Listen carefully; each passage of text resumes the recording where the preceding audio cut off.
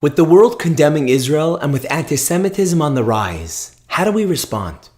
Listen to this.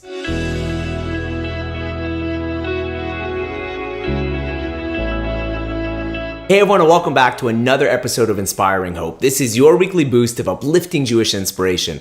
I'm Rabbi Sittner, and on behalf of the Village Shul and H.com, I want to thank everybody for listening. I also want to thank this week's sponsors. Today's talk is sponsored by Jack and Ruth Muscat in memory of the yahrzeit of Jack's father, Zelig ben Zalman Mendel Alav Shalom. May his neshama have in Leah, and thank you for sponsoring.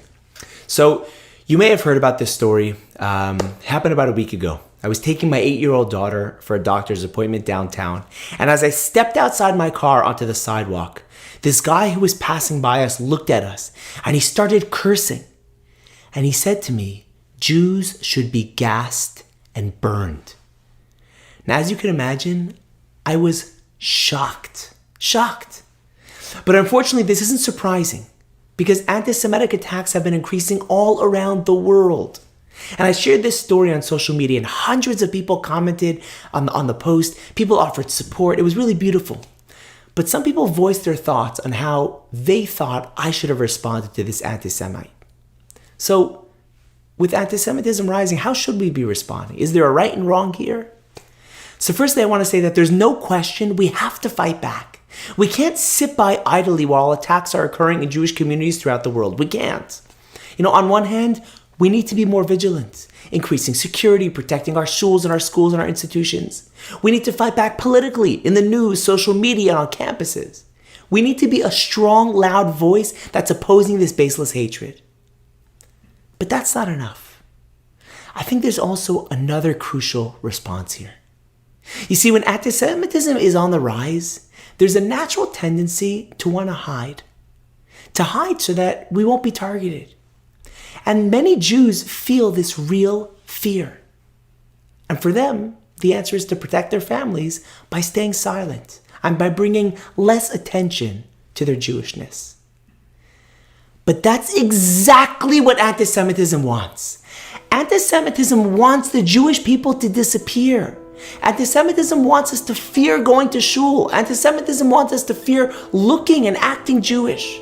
When a murderer starts shooting in a synagogue, they want us to fear entering shul. When Jews at a kosher restaurant in LA are beaten up, they want us to fear keeping kosher and visiting Jewish establishments. They would love for us to take off our yarmulkes, to stop studying Torah, and to hide our Judaism. Anti-Semitism would love nothing more than for us to fear being Jewish to the point that Judaism ceases to exist.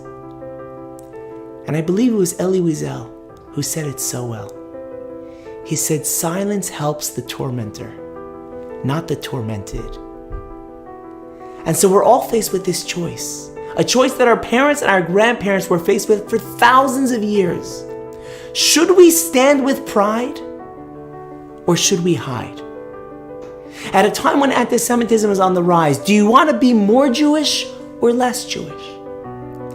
And I believe one of the most powerful ways of fighting anti-Semitism is by bringing more Judaism and Jewish values into your life. That means that every time we hear of a synagogue being burned, we resolve to go to the synagogue even more. Every time we read about someone attacking in Israel, we should start planning our next trip to Israel, because they've wanted to destroy us, and they want to destroy everything we stand for thousands of years.